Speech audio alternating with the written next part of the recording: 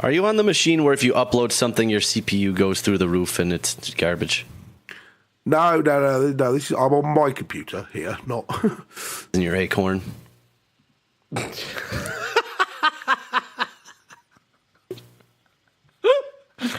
It's almost not fun to bollock someone when they can't respond. Yeah. Why don't we start singing haircut, haircut?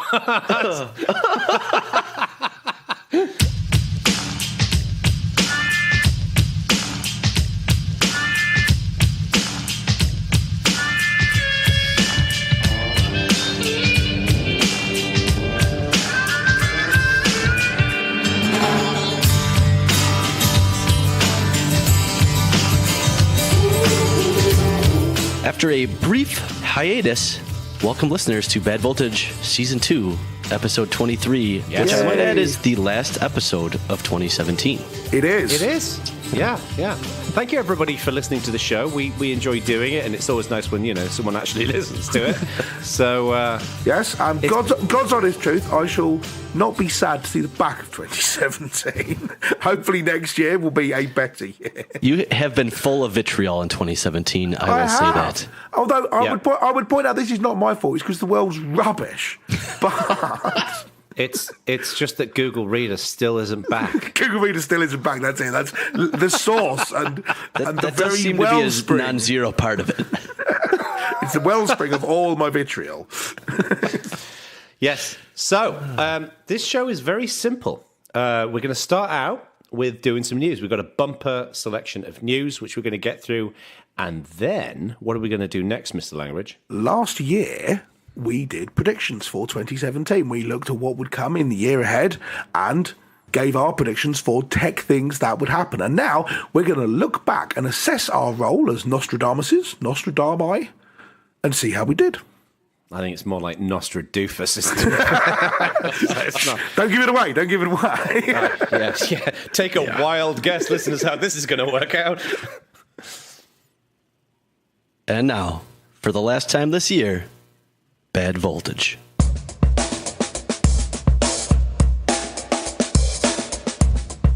Shall we get newsy? Get newsy. Here it is. There's a lot of news to get through. We always say that. It's not that there's a lot of news. It's just every time we record this segment, there's a lot of news to get through because we quite like doing the news. Is frankly the reason why. Yeah, absolutely. It requires. It's like micro thinking. Okay, you don't have to think about a big thing. You can think about something for 2 minutes and then move on. So that's the reason why we thinking. Yes. All right. Well, Jeremy, kick us off with something. Sure. Why don't we start out with something? Since you introed the section, we'll start out with something Apple-y. And it is that Apple announced that they just bought Shazam. They have. So the details are still coming out as we record this, but it looks like it's roughly around $400 million. They were raised $143 million in VC. And for those of us without an iPhone, I actually didn't know this. Shazam was already powering the music identification in Siri. Yeah. So I have two things about this. First of all, I'm now an iPhone user again. So I will hopefully get to experience this. But more importantly, I think, and I'm basing this on a couple of things that people have said, but I think this is a reaction to the Pixel 2.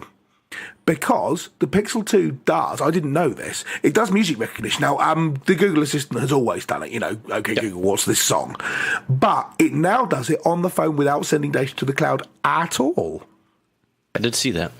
Yeah. And right, as far as I can tell, because I said, how is this miraculous thing possible? But it doesn't do it for every song. As far as I can tell, what they've done is they've picked, 50,000 popular songs. Right. And they basically put a subset of the fingerprint database I bet on the fingerprint database is tiny. Well, probably fits into a megabyte.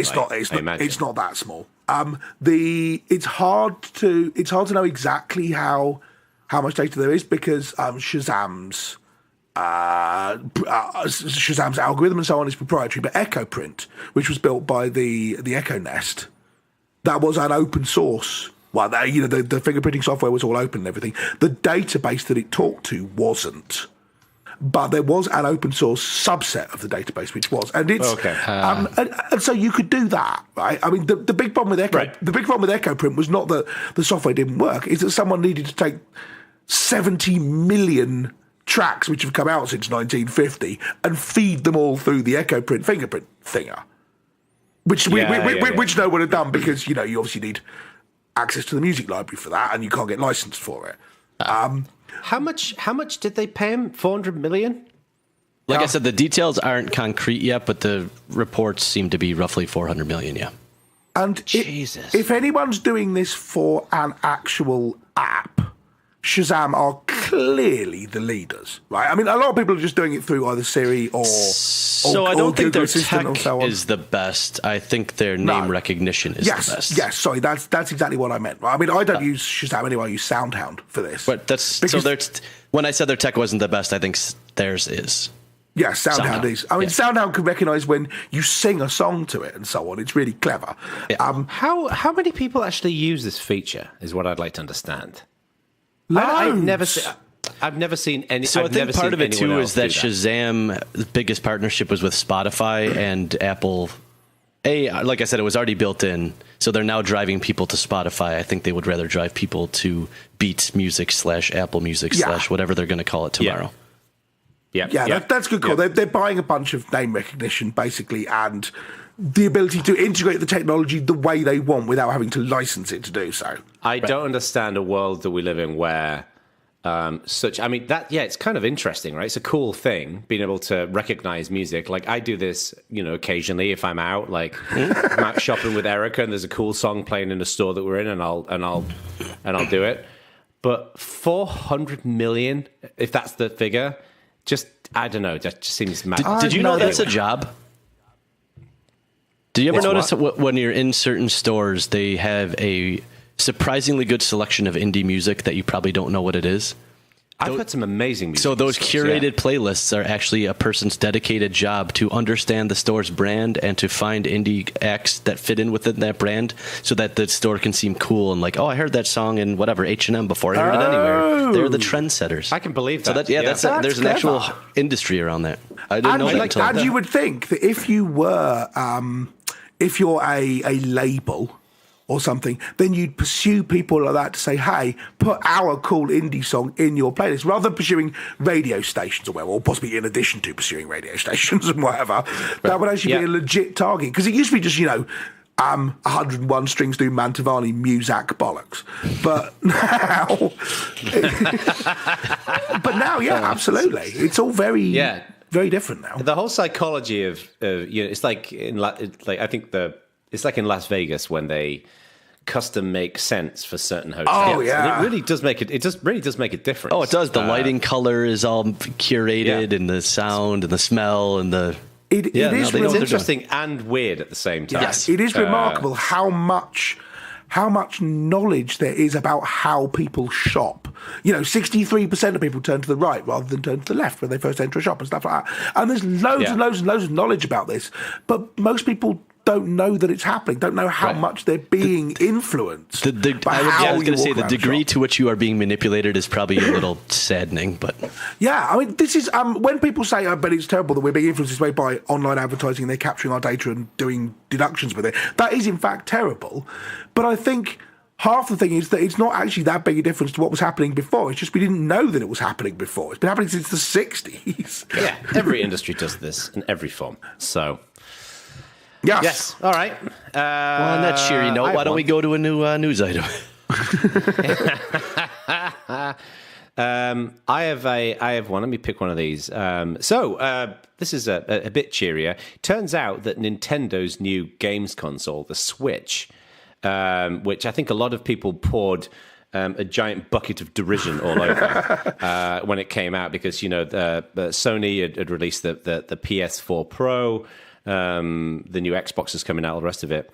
They sold 10 million Nintendo Switch units in 9 months. Yeah. Which could potentially outdo the Wii, which was a particularly well-selling games console. Yes. So, unbelievable. One thing I quite like about Nintendo is I like how they're they're always trying to think a bit differently about gaming. Yes. They're not just shipping the same old shit with faster graphics cards. Yeah. But the problem is that when you experiment, you get things wrong, right? Hence the Wii U and so on. Right. And it does mean that all the people who've got a PS4 mock you for being filthy casuals if you've got a Nintendo. Well, I was going to say, it's definitely clear that Nintendo has staked their flag in the casual gamer area of the arena. But that's because they're, it's more interesting that way rather than being someone who stays in the whole time and plays first-person shooters. Speaking of going with the PS3, no intention of upgrading whatsoever. Yeah. Where did you get that PS3 from, Language? From you. It was very kind of you. I've still not received enough credit for this thing that I gave you back in 10 years. I believe Jono should get the credit. Now, a cynic would say that it was too heavy to carry all the way across the Atlantic, but I don't think that's the case at all. I think it was a gift from my friend, so thank you. It was. That was But yes, but no, I mean, fair play to Nintendo. I do not have a Switch, and I don't think either of you do either, do you? No. I think it's cool though, and it's one of those. I like what they're doing, and I approve of this, and it's nice that the market's reacting to that. I like that they're doing. I like that things like this are rewarded. It seems. I mean, you remember the advert when it came out, first of all, was all, you look across from your posh flat and you see someone else having a roof party and you take your Switch controller over and play. And dude, it's not like that at all. But no if you showed up to a roof party with a Nintendo Switch, you are not going to get invited to any more roof parties. No, exactly. 16 bottles of Blue Wicked, maybe. Nintendo Switch, no. It's more like one bottle of Blue Nun. All right, Language, give us some sugar. Next news item. This one is not really news. It's just I just thought it was terribly amusing. In Windows, there's a thing called AFD.SYS, the Ancillary Function Driver.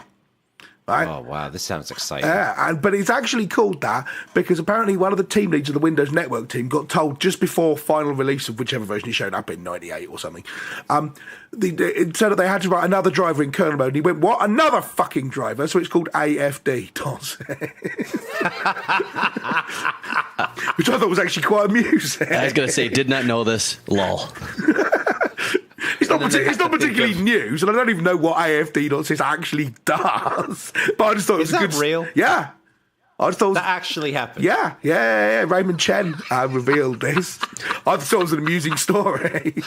I was going to say, am I searching for AFD.SYS right now as we speak? Yes, I am. Jono, give us another news item. All right. It turns out that this is an interesting one. The French government are planning to ban students from using mobile phones in their primary, junior, and middle schools. So kids will be allowed to bring their phones to school, but they'll not be allowed to get them out at any time until they leave, even during breaks. Now, I'm in two minds about this. On one hand, just for me, the notion of a kid having a mobile phone is weird to me. Yeah, okay? granddad. That's not. It's just, that's just odd in some ways to me. But I also don't like it. I'm getting increasingly infuriated at how wedded to devices people are. Yeah. People being present in conversations. So on one hand, I think it's good that a cell phone is an amazing tool that can be used for great educational benefits. But on the other hand, them not disrupting actual time learning from teachers. So I don't know what to think of. I think broadly, I think this is a good thing. But what do you guys think? I have a couple comments. I'm glad you're finally coming around to what I said, I think 2 years ago, that people need to look up from their conversations and have conversations with people. It's good. 2, I'm surprised Shaq does not have a Pixel 2 for some reason. Okay. That was just mean, Gus. Okay. If he had a Pixel 2 XL, it would be taller than he was. I tell you what. On a side note, though, I have to say this: a bit of credit for Amazon. We got Jack one of those Amazon Fire Kids tablets because he had a Leap Pad that my parents got him for Christmas, which is good, but it's a bit limiting in what it can do.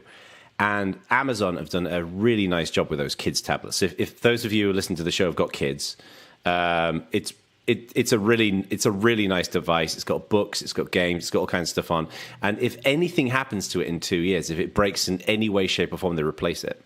Oh, nice. So that's pretty it was neat. cheap and it was good. But anyway, carry on. So yeah, Jeremy, what do you think about this news then? So, I'm curious, you said you're of two minds about it. What do you see as the potential downside? I mean, they can still bring it to school, so it covers emergencies, it covers if you need to get in touch with the kid or the parents, which do seem like legitimate use cases to me. What do you see as the downside? Well, I mean, putting the emergencies to one side, but that's a component of this. Is like it doesn't cover emergency if it's locked in a cupboard somewhere, right?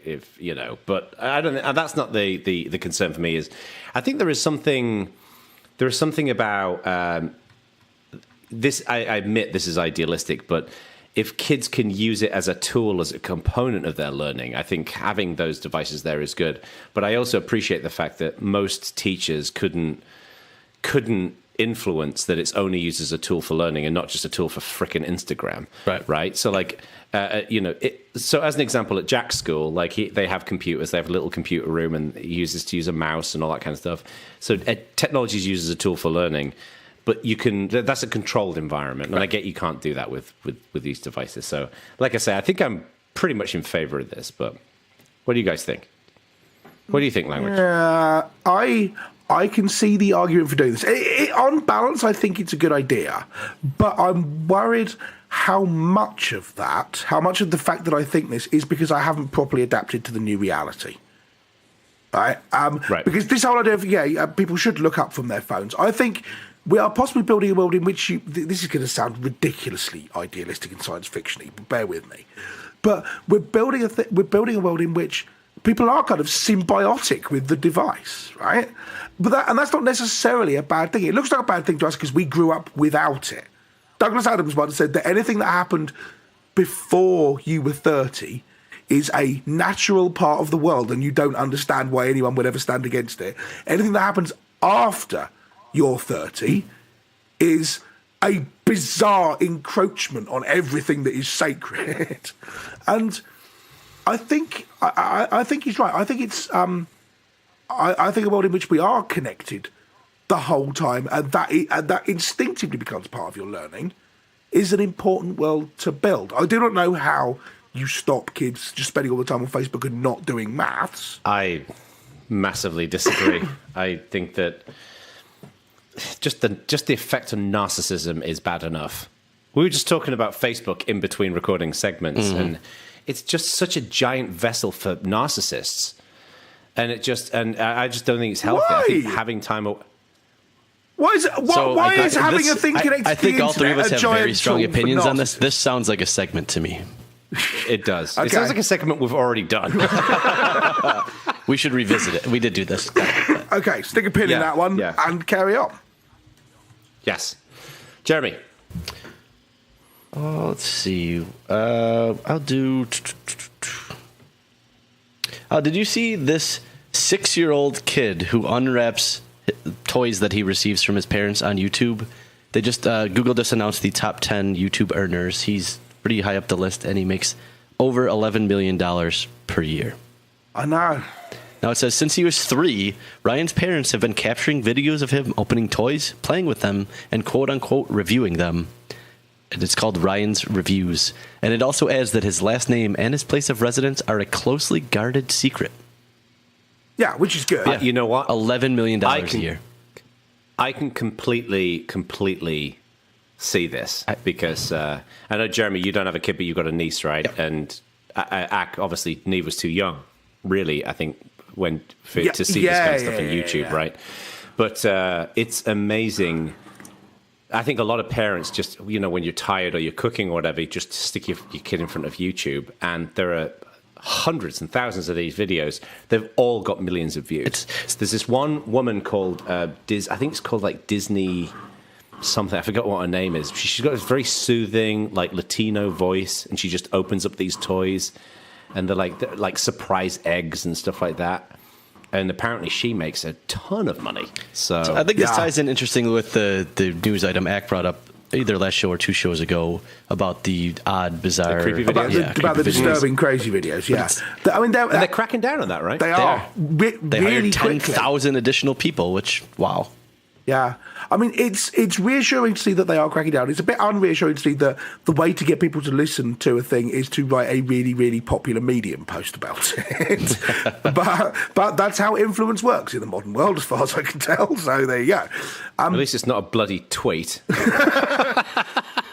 Although related to this, we should start a popular YouTube channel because the world's top 10 YouTube stars earned $130 million last year.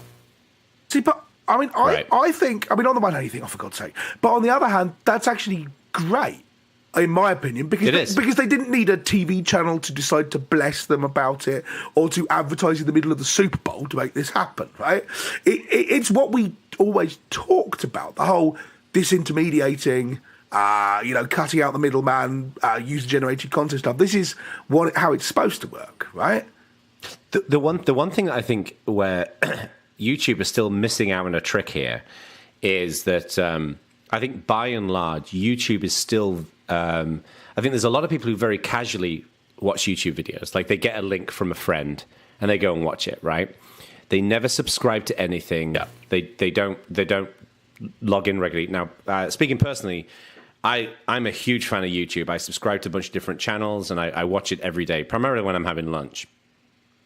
And I think the part of the problem here is, with the exception of things like Roku's and Chromecasts, YouTube still hasn't really transitioned into a place for the general consumer. It's still difficult and weird, like even just attaching your Google account to a Roku, where you got to type in the code and you got to know what to do and how to find it. I think when they crack that, I think it's going to have a huge effect because there's so much great content on there. I mean, I'm finding myself personally watching YouTube more than watching Netflix or Amazon Prime. Oh, wow. Yeah. Oh, I do by miles. Yeah.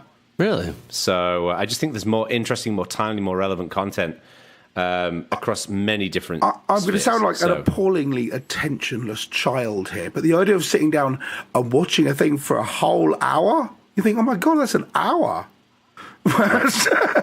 Well, it's clear where your opinion on social media comes from if you think an hour is a long time to do something. So it's apart from Sherlock, that's fine.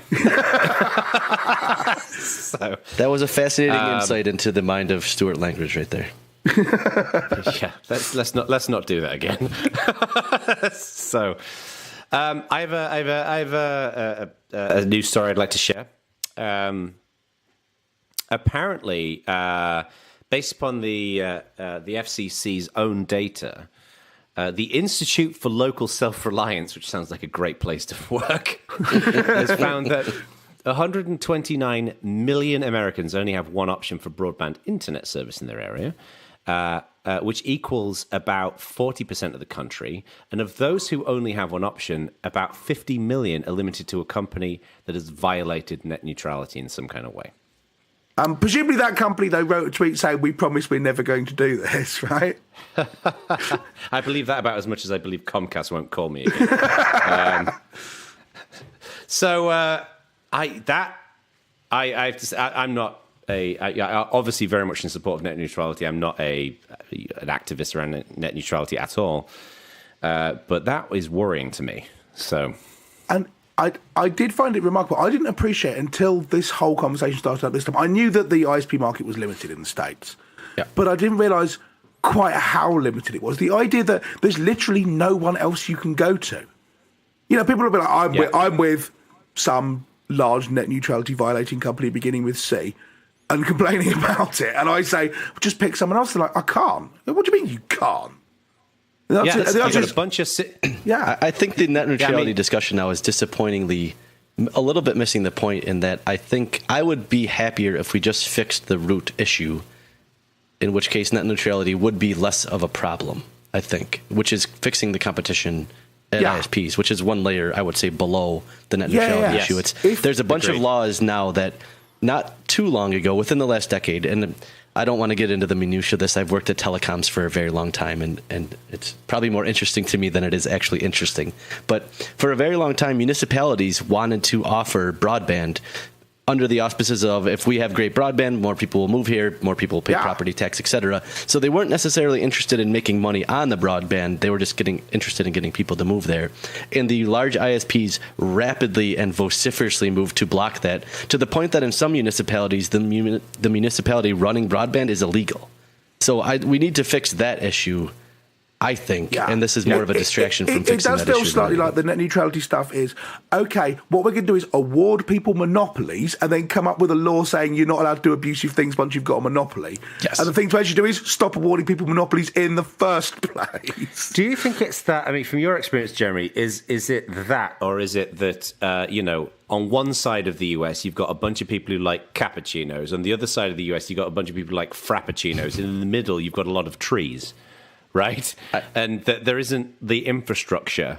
So the original telecom monopoly is very much because it is very difficult to make a profit running telecom services in rural Missouri. Right. So that they wanted to award the companies that did, which I get.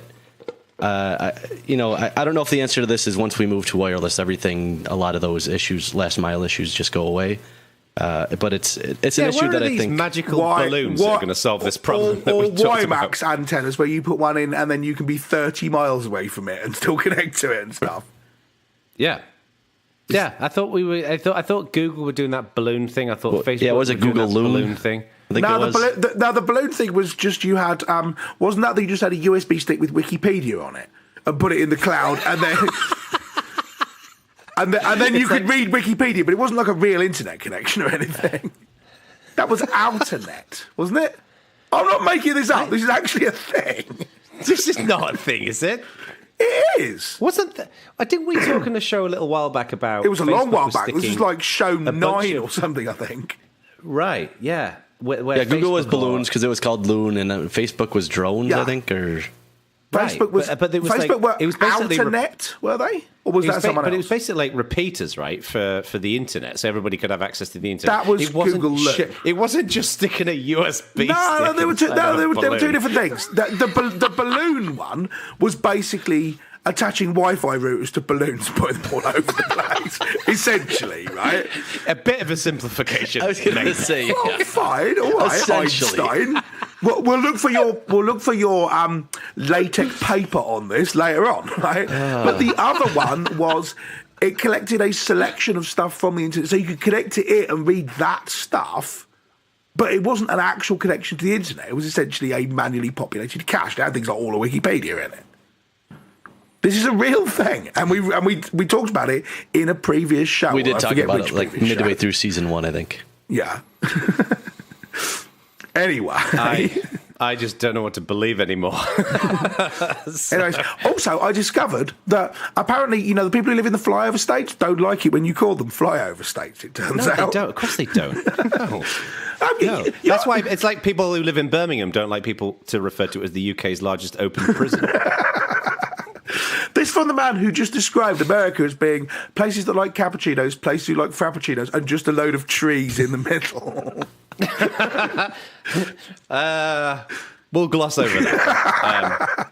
I like the Midwest. Next piece of news. This is another slightly amusing one, actually, rather than actual news. But someone reported that when they typed "man" something or other, so to read a man page, and you did it just after midnight, it printed "gimme, gimme, gimme," right? Because of "gimme, gimme, gimme" a man after midnight. Oh, jeez. And it turns out it was just a joke. It happens if you do it in one particular minute, just after midnight, which they just put in for lols, right? About 8 years ago. And it took people this long to notice, but someone was like, when we run our script, your news. This appears in the output. I thought it was amusing, and at least partially because it turns out the person responsible, who has now fixed it by taking this out, is a friend of the show, Colin Watson. Did he do that? Well, someone suggested it as an amusing idea, and he chucked it in like 10 years ago because it was hilarious, which it was. But now he's gone, you know what? Joke's probably come to an end now, and patched it back out again. It's pretty funny. Yeah. See? Also, Colin Watson is also just Colin Watson is a brilliant human being. He is. So he is hero. Yeah. So, but I just thought that was it was a little 9-hour wonder that blew up, and I thought it was cool. I like that. I like those little gags that you get. Kind of like when Aaron Buckover blocked my music collection out. Yes, that was excellent. In Banshee, it wouldn't work if your music collection was called Jono's World of Metal. The wonders of open source. Yeah, this is collaboration in action. Do we have anything else of any apparent interest? I don't think so. You have any more, Ek? No, I think we're good. There was one weird one. You remember when Uber got hacked? Oh, it turned out that Uber had been hacked, and they paid all the blackmailers to get the hacked data back. Yeah. It turns out that, and this is kind of relevant to some of the stuff you've been doing, I think, Jono, that to further conceal the damage, the Uber executives made it appear as if the payout had been part of a bug bounty. Right, and this sort of thing kind of tarnishes the name of bug bounties, rather, I think. Yes. Doesn't it just tarnish Uber, which is already pretty tarnished? I'm not sure Uber can be tarnished anymore. It's to the point where it's entirely rotted away at this point, hasn't it? I think that might be a bit of an exaggeration.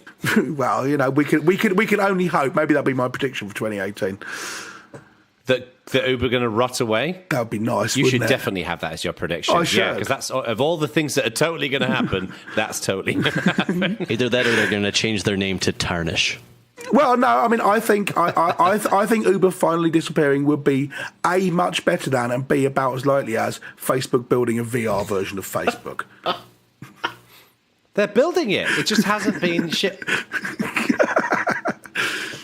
And that's the end of the news. The first thing you can do in Facebook Spaces is play Duke Nukem. Astute listeners may notice that we sometimes record segments in a different order to what they're in the show. Sure. You see? That's fine. Don't worry about it. Yes. So that's the end of the news. Anyway. Let us crack on.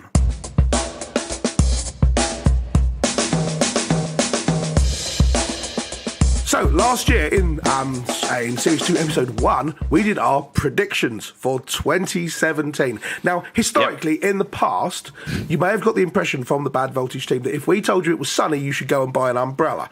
But no, right? This year, we'll see how we did in 2017. So our predictions from last year. Let's start with... Now, I'll tell you what, actually, what we should do, I think, we should have like a little scoring thing. Yeah. Oh, like a tally, right? Yeah. So when you get a prediction right, you'll hear this noise. Okay. And when you get one wrong, you'll hear this noise. Can I make a prediction about how many we're going to get right and wrong? No predictions just yet. So we shall see. So let's go with Jono first. Jono, what was your first prediction? My first prediction was that Google will shut down Google+. And what's the noise? Given the noise, I believe the verdict here is yes. Is there a different noise for being less correct? There's not gradations of that noise. No. Maybe we play it twice if you're like a negative amount of correct, like Jono is here. You start hearing like Satan. Yes, no, it appears that Google Plus does seem to be still running. And God's honest truth, I've seen, even given the fact that this time last year we'd seen quite a big drop off and people were stopping using it and so on, that's done nothing but continue this year. I mean, I barely even use it anymore. I don't start it up or anything like that most of the time. If it sends me a notification, I'll go and look. But I don't routinely check it all the time like I used to.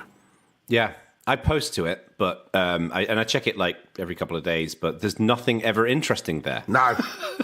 So it's a shame because I think it's a really nice platform. I think Google did a really nice job. Their circles thing, though, when they launched it, were just universally confusing. Yes. I think and it solved the problem that no one had. I think it did solve a problem that still needs to be solved in a good... Oh, yeah? I just... It was implemented a little confusingly at the beginning, and for whatever reason, people just never picked it up from there. Yeah. And there's a bunch of logical stuff which ought to happen around the circles. The big thing is using circles as exclusionary. So not just I care about this circle, but I'd like to put people in this circle and then cross them out from my timeline or something. And they never did any of that. Yeah. The whole idea of you have in your head this thought of I'll put people into different categories and then I'll configure my front page to show me these people and these people, but not these. And that would have been really handy if the whole thing is a kind of Venn diagram. But what they did was about 0.8% of the amount of power it could potentially have given you, and then never did any of the rest. Right. Yes. Yeah. So no, there are certain things in the world that I appreciate. I will never ever understand. Right. I will never understand or ever remember the difference between a noun, a pronoun, an adverb, and whatever the other one is. Okay. I just always forget that. Adjective, verb, conjunction. Not good at that stuff. And professional writer and all. Let's skip over that. And then the other thing as well is that how circles worked in G+, and how Google Wave worked. I never Google Wave. Wow. Yeah. There's a blast from the past. I was going to say, we get a Google Buzz joke in here somewhere. So, yeah. I don't even remember what Google Buzz was. No. What was You don't remember Buzz? Google Buzz? What was Google Buzz? I remember Wave. It was like their original social networking. I think it was called microblogging when microblogging was a thing. Yeah. Blimey. Well, yes, there you go. So, yeah, Google Plus still going down the path, and they're obviously going to pull the plug on it at some point. And I am mildly surprised it didn't happen this year. I actually don't think they are. I think what they're going to do is I think they're going to repurpose it more towards companies. Dude, they killed Reader, which everyone who used it liked because it wasn't popular enough. Yeah, well... who am I to predict, frankly? I think part of the reason Google Reader got killed, though, is Reader. because no one internally would be its champion, where I think there's people invested enough in Google Plus to care. Maybe, Yes. I suppose, yeah. I mean, and part of the problem with Plus from the beginning was they went, okay, we're going to take on Facebook, so we're going to tie Google Plus into absolutely everything. Right. Yeah. And then they went, oh, it hasn't taken off despite that, let's kill it again. So, moving on. My second prediction, 2017 is, quote, the year of the electric car. I said that a quote... Now, I'm trusting your quotes here, Langridge. This, okay? Things that I have put in quotation marks are things you actually said. Right, and I just don't know if I actually believe you. You have known form in bullshit, okay? So apparently what I said was, quote, a significant number of new models will come out this year, including from companies who don't currently have an electric model. And, that one, if I remember right, if people actually decide to check up on me, I think that one's a slight paraphrase, just because I think we had a big argument in the middle of it. But that was the sentence, essentially. I also said that Tesla will have a down year. Yep. Basically, electric cars will get up to the edge of the chasm. Yeah, we talked about, crossing the chasm, and I said, oh, do you mean electric cars are going to cross the chasm? And you said, no, not this year. But they'll get up to the point where they're ready to cross the chasm. Yeah. That was your prediction. It turns out that the verdict is... Again, that's 2 for 2. No on Tesla having a down year. Jono in the future says anyone's going to have a bad year, buy the stock, because when he said that, I looked it up. The stock was just about $200 today, $325. So, yeah, I'm good at this. So, Jono, do you think Bitcoin's going to go down this year? Already at $16,000 away. I heard someone say, and I don't know whether this is the point. I don't actually know whether they're taking the piss. Someone actually said that they'd heard credible rumors that Bitcoin would hit 6 figures, $100,000 at some point over the next year. I'm so sick of people talking about Bitcoin. It just bores me to tears now. Yeah, whatever. It's freaking internet money. Anyway, although speaking of credible, I would like to remind you, Jonathan, that this is a quote from you. This idea was spawned by, quote, a discussion I had with a stranger in a bar in China, end quote. So, that might explain the swing and a miss. I don't even remember that conversation. Yes. So as far as I can part tell, of the reason. as far as I can tell, assessing your prediction, no company who didn't have an electric car has brought one out. All the major manufacturers already basically had an electric model, which Jeremy pointed out in the show. Apart from Hyundai, they'd announced by this time last year, but they haven't brought it out. That came out in 2017. Everyone's got one now, and Tesla didn't have a down year because they had an up year. The exact opposite of what you suggested. And you also said, well, this is a very hand-wavy kind of a thing, but basically electric cars will go huge and we'll all recognise that. And that I would argue that electric cars are now legitimised. I don't think they're any significantly more legitimised than they were 12 months ago. I would disagree with that. I think they're definitely more legitimised, whether people are going out and buying them.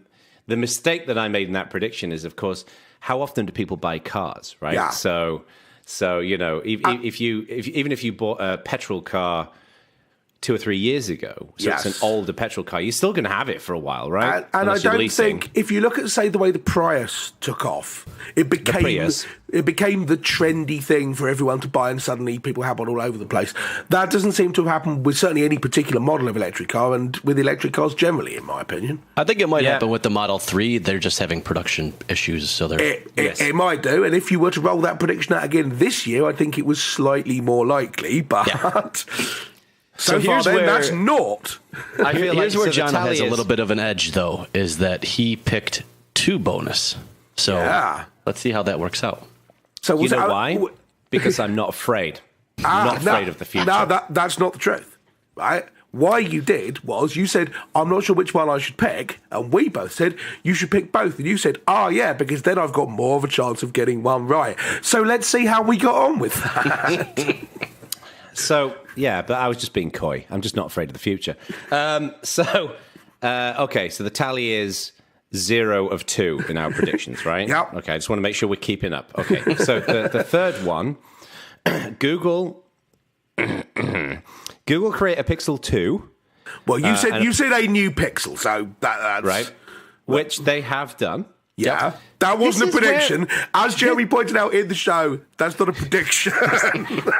This is where it goes downhill a little bit, which I said, which is a critical and commercial success. Yes. The verdict on this one is... That's the big no. Because at that point we also said, what does critical and commercial success be? Because you did point out in your defence that it wouldn't come out till the end of the year, October, November, whenever it was. And so there wouldn't be much time. So it's not going to be the best-selling phone of all time or anything. It's only been out a couple of months, which is fair.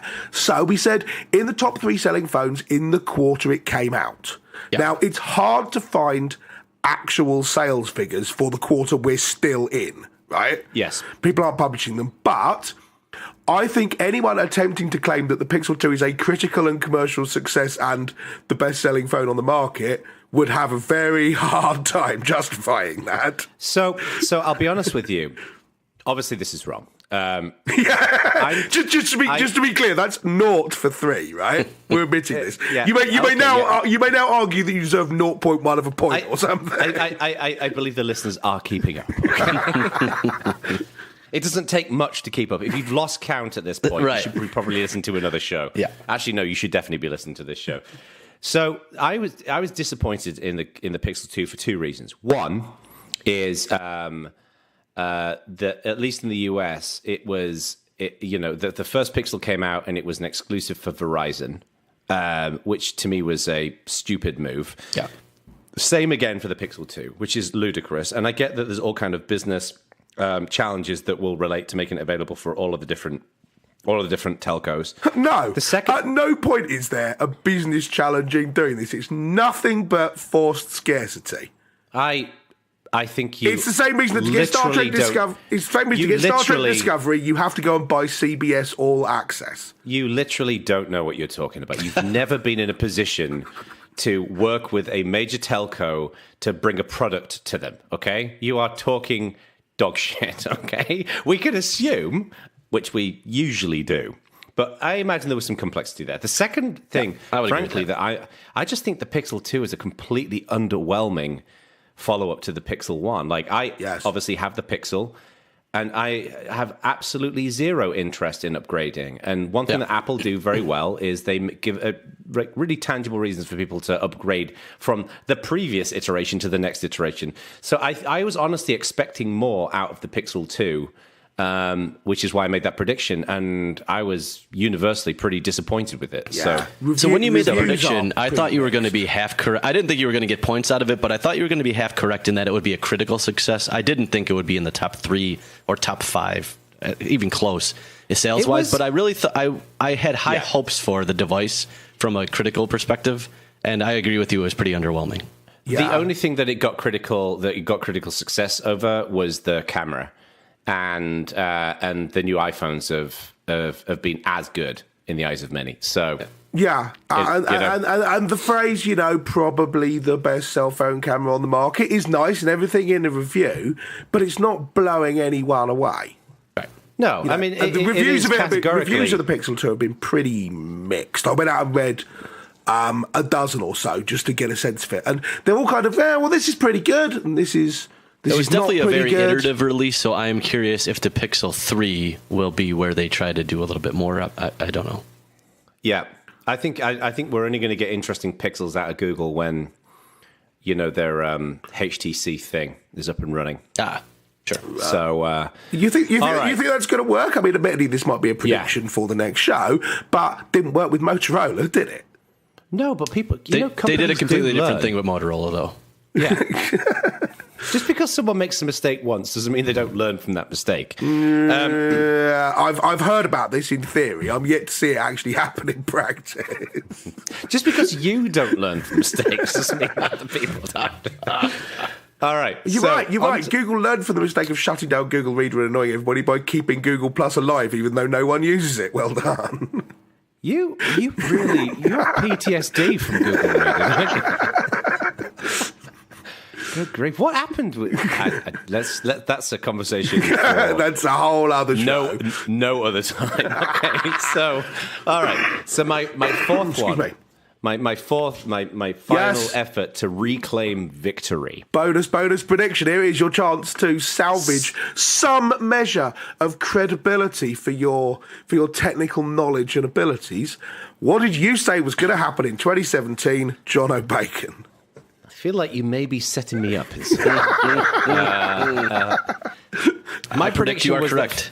I've got a pedestal over here if you'd like to stand on it. Now, my prediction was that Facebook would launch a VR version of Facebook that basically looked like Second Life. Now, in my defense, I'll be honest with you, at the beginning of 2017, I was a bit smug about this because, the Magic 8 Ball was suggesting that, signs were positive in this regard. Facebook had announced whatever Spaces, whatever that thing was called, and it was looking like they were going to do it, but it's not been launched. So I think I deserve half a point for this because I think that the reason why I think half a point is because when I predicted this, you guys were of the view that there is no chance on hell that Facebook would ever do anything like a VR version of Facebook. And indeed, they have not.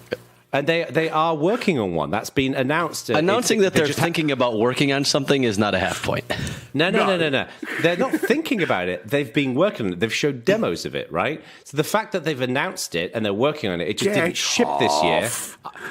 I think I deserve a half point. You do not. No.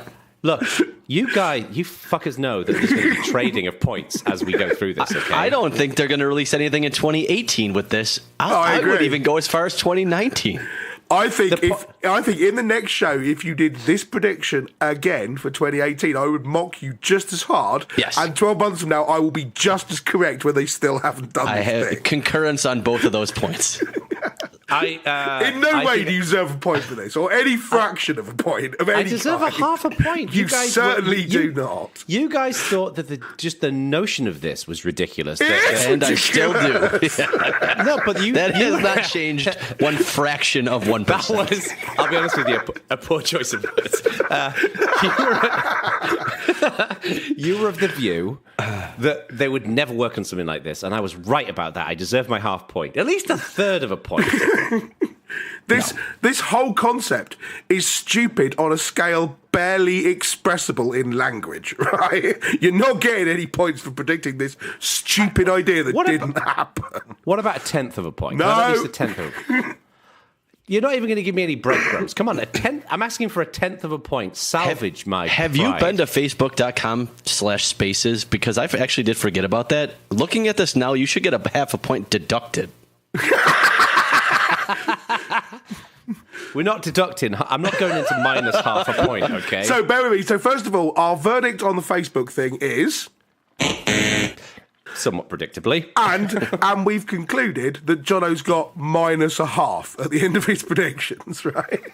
I don't have minus a half, okay? All right, okay. Well done, Nostradamus. Good effort. No points for you. The current whatsoever. tally is 0 out of 4. Okay, so I feel like I might have let the side down. It is not a brilliant showing. Obviously, Jeremy and I hopefully we'll do better. Yes. I fear that our partnership with Gartner might not be. All right then, Langridge. Let's go to you, okay, with your shitty, conservative, boring predictions. The really annoying thing about this is I was given a repeated kicking this time last year. Yeah. For making boring, conservative, they're obviously going to happen predictions. So, children, let's see how I actually did. Okay, what was your first one? Right, okay, my first prediction, someone will get compromised by a direct attack via a Home Assistant, an Amazon Echo or a Google Home or something like that. Now, hang on. May the gods prevail, the verdict of this prediction. Yes. Shut up. All right, yeah, that Enjoy didn't happen. some of that medicine. Okay. Okay, fine, that didn't happen. That seemed quite plausible to me, and as far as I can tell, it hasn't happened. And I went out and looked in the news just on the off chance. I looked as well. I do like your the auditory version of phishing. I thought it was a softball, and I am surprised that it did not happen. But nonetheless, no. suppose Are you going to get like a 10-year-old hacking your Amazon Echo, and it calls you a poopy head when you're at work? Like, No, absolutely not. I'm imagining you saying, "Okay, Google, buy this thing or something," and your home goes, "I'm sorry, I need your account number for that. Please read your account number and PIN." Yeah, this was never going to happen. I still think it's but... gonna. Yeah. It didn't happen this year, but it seems people place an inordinate amount of trust. It didn't happen this year, didn't it? So you think it's going to happen, just it didn't happen this year. That sounds I don't get a point somewhat familiar. I don't think I'll get a point for it. All right, then. Okay, so let's move on to your second extremely boring Well, I have to prediction. confess, even in retrospect and even in my own defence, this one was really boring. And really disappointing too, I have to say. So, I said Oracle will buy someone who's a big cloud name. I was thinking, in terms of sort of Docker or someone like that. And they'll do some big cloud thing of their own and no one will care about it. Now, they did make a thing called the Autonomous Database Service, which I don't know whether that... which they did and no one cares about, but Oracle do a thing, probably doesn't qualify me for half a point. And as far as I can tell, they didn't buy anybody. They bought Apiary, whoop-doo. Right. And that's about it. So, pretty much a no here. I mean... The verdict, therefore, let's not forget the noise, is... Excellent. I can't have half a point for the Autonomous Database Service thing. So I kind of did think they would make a larger acquisition now that they were done, digesting some of their larger previous acquisitions. But the year they will release a big public cloud thing. Oracle Public Cloud was released in 2011. You were right, no one cared, but that was a long time ago. They released a direct competitor to AWS in 2015. So that's the prediction was about as timely as a Baconio review. All right. Dude, that was freaking cold. And still didn't get it. Okay, so the score so far is yes. Shut up. Yes, we've had 6 predictions and we've got 0. Even by our admittedly low standards, this is not going well. I wasn't kidding about the umbrella thing. Seriously, right? My third prediction, which I am personally very sad about, Apple will put service workers into Safari, and the verdict haven't. was, yeah. Okay. Yes. Okay. Now, as I understand it, what I'm now supposed to do is go, but they've announced that they're going to, and then grovel for half a point. But I've got more dignity than that. It didn't happen this year. No point for me. I don't know. Literally groveling for half a point on the first prediction. I don't know if in the entire duration of the show I have cared about a prediction less.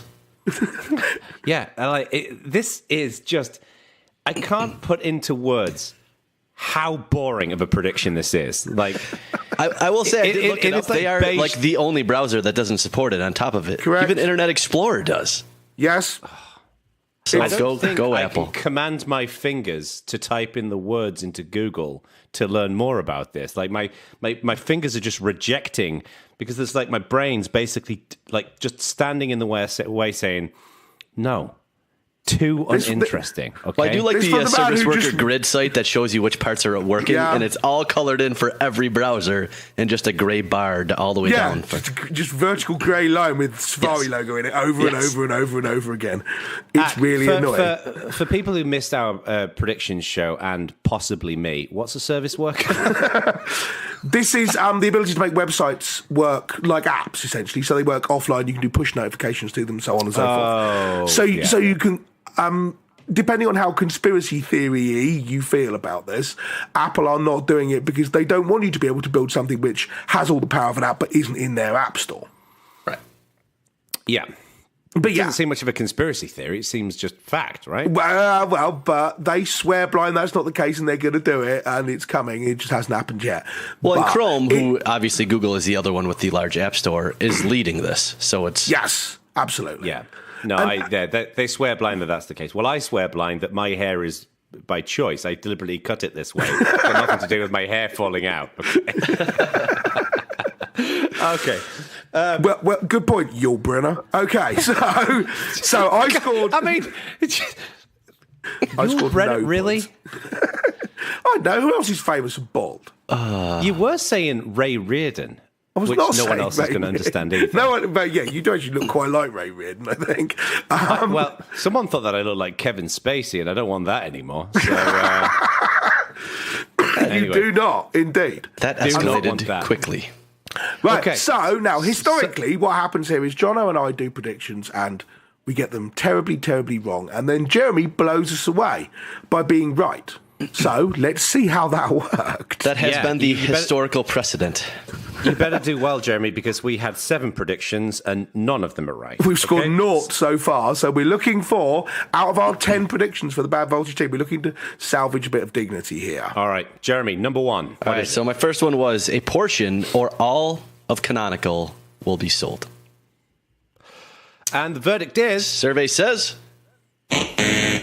Yeah, it's not good. There is it it? is. No. It is not So, good. I mean, some products and projects were dropped. They did a reorg. They announced an IPO. So there was a lot of business-related changes there. But Yeah. no, There were a lot of parts planes sold at all. circling over Heathrow on this front, but none of it happened in 2017. Right. To be fair to you, Jeremy, on this one as well, if I remember rightly, we all pretty much agree with you on this one. Yes. We were Oh, all yeah. expecting this to happen. Yeah. So I'm somewhat surprised that this has not happened. There have been a couple of things where we said them and everyone went, well, yeah, that's just a softball. Obviously that's going to happen. And so far, none of them have. I know. I was quite sure I was going to get at least a half point on this one. And It's almost as if we are somehow standing in the way of these things. Going to get an angry email from Mark Shuttleworth saying, "You bastards! Why did you have to say that?" Otherwise, we'd have IPO'd. Well, I think the thing is, we're not just wrong; we are anti-right.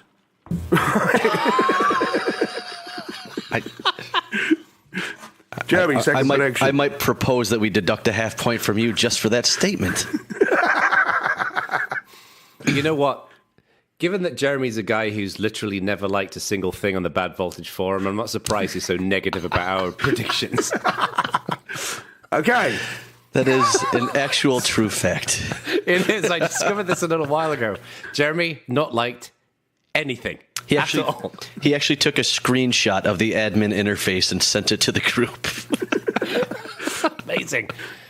Anyway. All right, number 2. All right, so the next one was mobile app installs will decline for basically the first time ever. And our verdict is... No, hasn't happened. I mean, again, it's a little bit difficult to find figures on this because 2017 isn't finished. Right. But you can find an awful lot of predictions. You can find an awful lot of things which are, mobile app figures for 2017. But then in tiny writing it says prediction. It was done in March or something.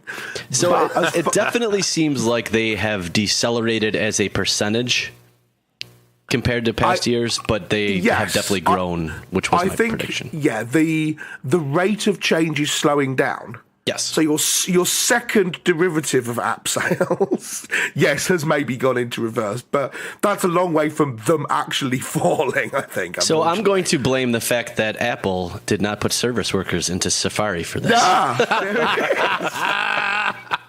It's the circle of life. It redeems us all. Yes, it does.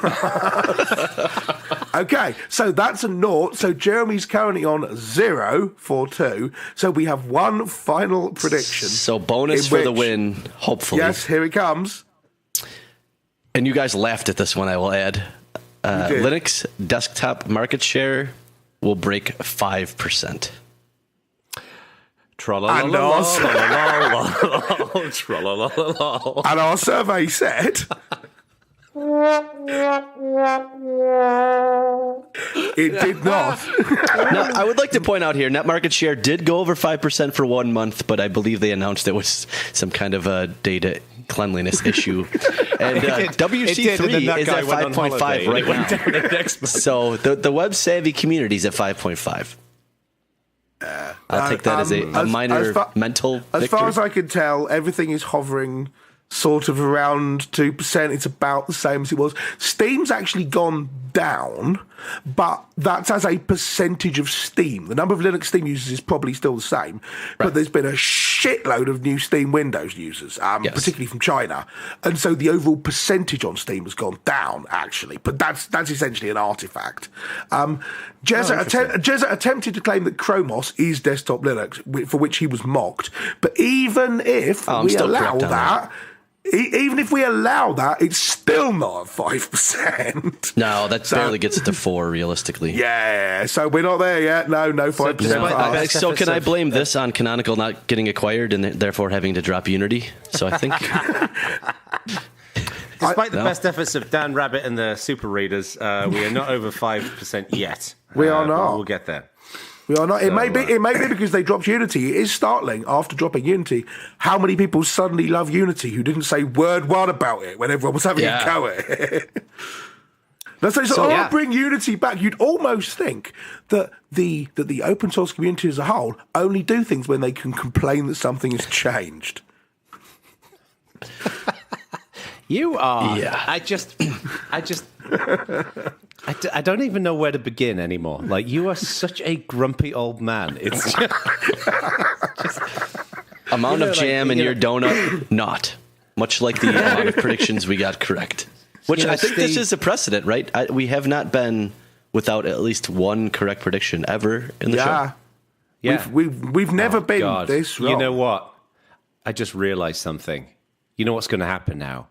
Do you know how annoyingly smug Lunduk is going to be about this? Oh, well, I left the show, and you guys didn't get anything right anymore. Well, that would be the case if he was the one that was usually correct, but I don't remember his predictions being outliers and always correct. No. It's all about, like, the Flat Earth Society and stuff like that, isn't it? So I have to say, chaps, this is disappointing that we're this rubbish, but 10 predictions, 0 right. But we will redeem ourselves in the next show when we will do predictions for 2018, all of which will be correct.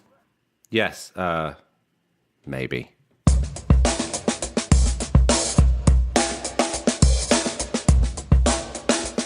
You know, there's a lesson in all of this. Don't listen to our predictions. That's the lesson. The lesson is we are wrong, indeed. Yeah, that was just not good. At one point, we flirted with the idea of kind of bad voltage being this like real source of insight and wisdom, and I think we proved that that's not possible. I think we're a source of insight and wisdom. You just got to, stand on the opposite side of the wall from us. But you know what? The next show. After the holidays. We'll be after that. Oh, yeah, we should point out that we're not doing a show on December the 26th. If you were hoping to hear a new show on Boxing Day, sorry, that's not happening. Yeah, that's not going to happen. We will be doing our predictions for 2018. We will. So, redemption, baby. Redemption. And I would be interested. This is your chance to make your own predictions ahead of time.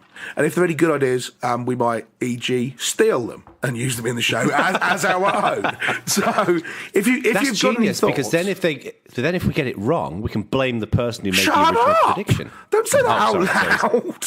Oh shit! Sorry. So, but yes, I mean, we'd love to hear your predictions in advance of ours. So, if you go to community.badvoltage.org, you can leave your predictions for 2018 there.